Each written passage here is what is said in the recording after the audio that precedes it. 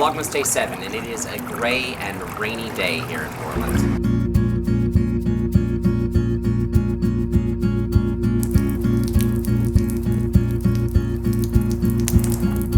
In the bleak midwinter,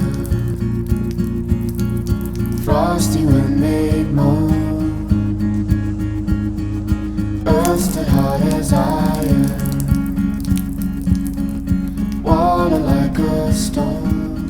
When my family first decided to move to Portland a little over a year and a half ago, one of the comments that we continually got from friends and acquaintances was, "Well, I hope that you can cope with the rain." Now, the gray and the rain actually suit me just fine. The clouds and the rain never bothered me when I lived in the UK, so I knew that they wouldn't bother me when I moved here to Portland. In fact, one of the things that I was looking forward to is one of those things that comes with all that gray and that rain, which is a lot of greenery around everywhere, that the plant life flourishes where there's a lot of moisture. Where we used to live in Colorado, there were blue skies nearly year-round, but about half of the year, all of the plant life goes dormant for the lack of moisture and the cold temperatures, so everything on the ground turns brown and gray around you. The sky might be blue, but everything around you is brown. Here, it's the opposite. The sky might be gray, but everything around you is green and colorful and flourishing. It's just a personal aesthetic choice. Gray sky sends some people into a depression. I happen to know for myself that living, flourishing things being all around me matter more than whatever might be going on up there. The snow had fallen, snow and snow, snow and snow, in the bleak midwinter. In fact, when I list off all the reasons we decided to come to Portland, physical beauty plays a big role. The fact that everything here is green and beautiful and there are mountains and rivers and we're close to the ocean, that was a big factor in our decision making.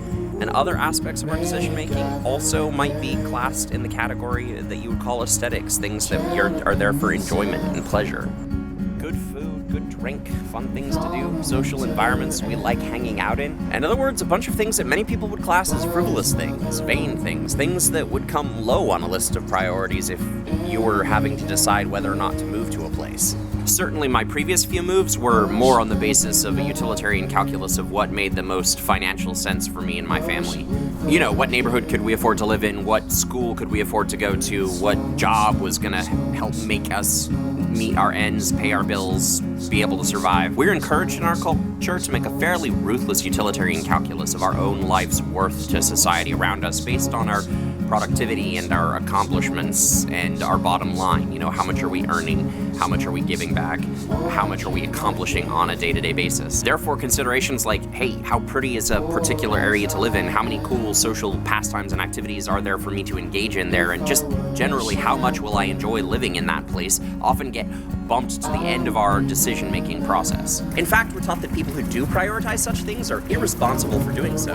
There are a lot of jokes made about Portland being a place where young people go to retire, and indeed there are a lot of people here who are underemployed by our society's standards. And we tend to think that anyone who isn't maximizing their own earning potential and grasping and striving after financial security is, you know, lazy or an underachiever or someone who's failed to launch. You know, we have all kinds of ways of denigrating them and thinking of them as people who are a burden on our society by, you know, failing to be a good, productive worker in the economy. And I don't know, maybe that's so, but if good food and good friends and a beautiful place to live are vanities, then call me vain. I tend to agree with the writer of Ecclesiastes that it's all vanities, it's all empty, it's all gonna be dust someday, and nothing is more vain and more empty than striving for financial security, grasping after something that is a complete illusion, a complete phantasm, and doesn't exist. Even if you're that guy with a fully paid off mortgage and a robust 401k, it doesn't mean your life might not be demanded of you tonight.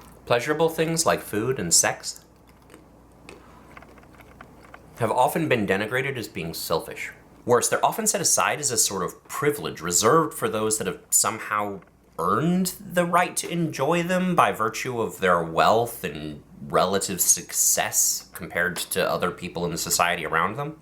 That's why you see people shaming poor people, people who are on food stamps or welfare assistance for buying things that the viewer deems to be a luxury, like red meat or alcohol or whatever it is the person thinks that a poor person shouldn't get to have because they're poor. But what's really insidious about this idea that you earn your right to enjoy life by virtue of your accumulation of wealth and property is that it's an idea which benefits such a select, tiny group of people. Paranoid drive for financial security and achievement and success is at heart the most selfish of all ideologies because it's only going to be achievable by a small fraction of our society. By definition, it is not going to be achievable by the majority of people.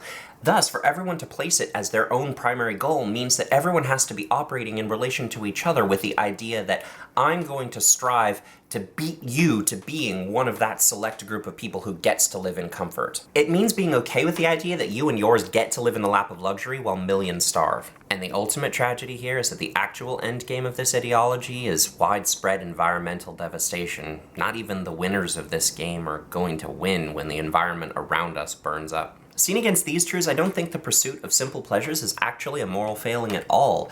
Simple delights like food and sex and a beautiful environment to live on are actually all social pleasures. They're all things that are desired to be shared. And if we prioritize these things above productivity, it means setting a life with others and to benefit others above a life of security for ourselves at great cost to everyone else around us. In the sky, let go, lay in snow on snow, snow on snow, snow on snow, and the sky. So linger over a good meal, play a board game, go out and watch a sunset, do something that's a total waste of time. After all, almost everything that's being done to destroy our planet today, and most of the violence that's being committed in our world, is being done by people who are doing their jobs. So, do yours a little less, work less, play more, if not for your sake, for the world's. Snow, snow on snow, and the sky